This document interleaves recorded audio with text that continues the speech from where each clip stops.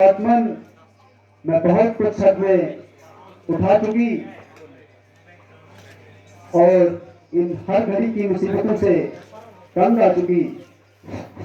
हर तरह से मजबूर और लाचार हूं और आखिर मायूस होकर जान देने पर तैयार हूं। प्राणात अगरचा मैं अपनी तमाम उम्मीदों और कामनाओं का पूर्ण किया जाती हूं, मगर इतना शुक्र है अपनी मुसीबत को जान के साथ लिए जाती हूं। परंतु आपको किस तरह यकीन आएगा और कौन है जो मेरी पाक दामनी आपको दिखलाएगा। शायद आप इसलिए मुझको छोड़ बैठे हो और मेरी मोहब्बत से मुंह मोड़ बैठे हो कि मेरे चाल चलन की निस्बत कुछ बदगुमानी हो गई, जिसकी वजह से आपके दिल में इस दासी की तरफ से बदगुमानी हो गई। खैर, परमेश्वर इस बात का गवाह है कि आपकी दासी गुनाहगार है या बेगुनाह।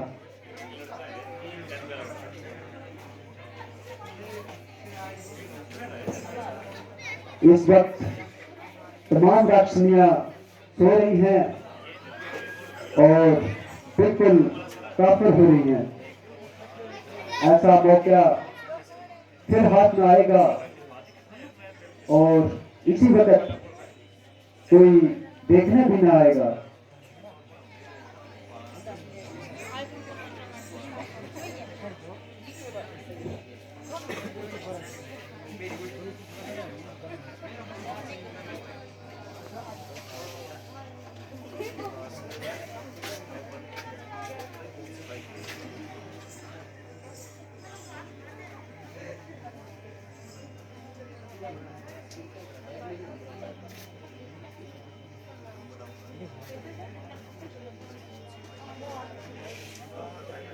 बस की इसकी एक कश्ती बना लूंगी और फिर यही फांसी अपने गले में डालकर स्वर्ग की राह लूंगी।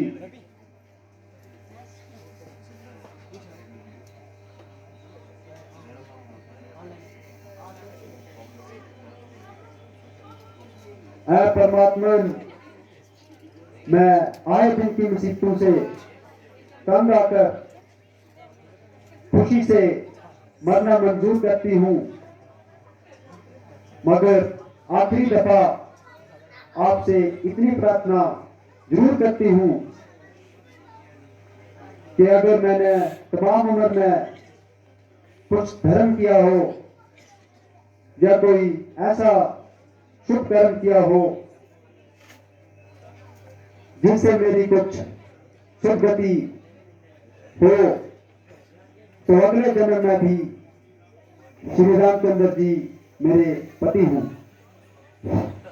देवी परमेश्वर का नाम ले और जरा इस प्यार से काम ले। है ये आवाज किधर से आई और इस पाक भूमि में ऐसी कौन सी आत्मा है जो मेरी हालत पर रहम खा रही है। भाई तू कौन है, जरा सामने आ और मुझे अपनी शक्ल को दिखा। जय श्री राम।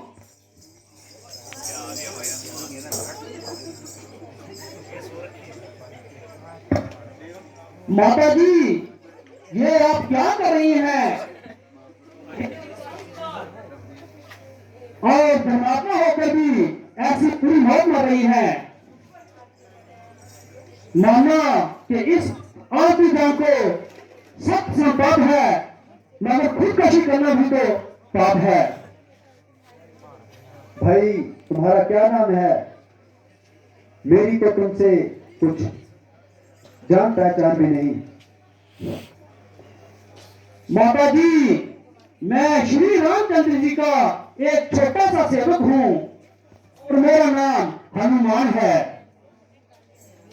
मगर मैंने तो कभी तुमको उनके आसपास भी नहीं देखा।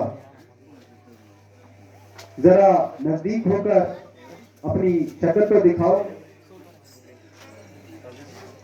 बेशक माता का बिल्कुल दुरुस्त है। आपकी मौजूदगी में उन तक सही नहीं थी, मगर आपकी तलाश के दौरान में हमारे वानर आइसक्रीम ने उनको अपना मित्र बनाया और तब से ये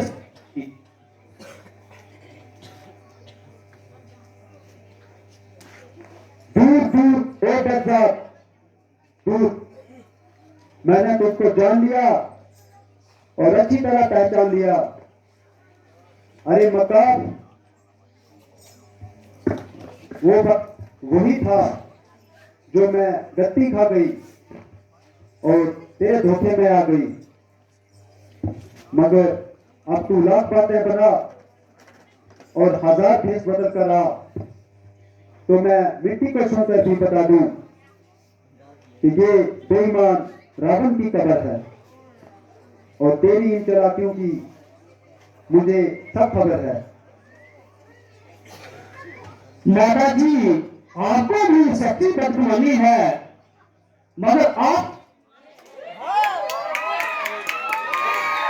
की एक खास निशानी है। लीजिए, इसकी पहचान कीजिए और अच्छी तरह से इत्मीनान कीजिए।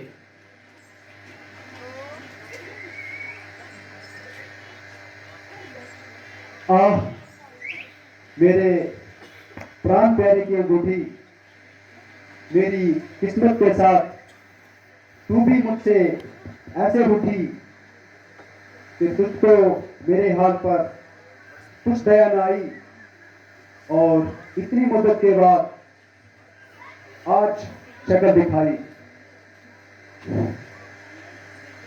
ऐ मेरे प्राणपति की निशानी और मेरे लिए वायसे जिंदगानी, मेरा दिल इस वक्त सख्त बेताब है। क्या मैं सचमुच तुझको देख रही हूं या ये आलमे ख्वाब है? माता जी, जरा इन बातों को जानिए और मेरी तरफ तवज्जो कीजिए। ओह बेटा, माफ करना, मुझसे बड़ी भूल हो गई। मैं तो अपने ही ख्यालात में ऐसी मशगूल हो गई कि तुमसे बात करना भी भूल गई और इस अंगूठी को देख देख कर ऐसे भूल गई।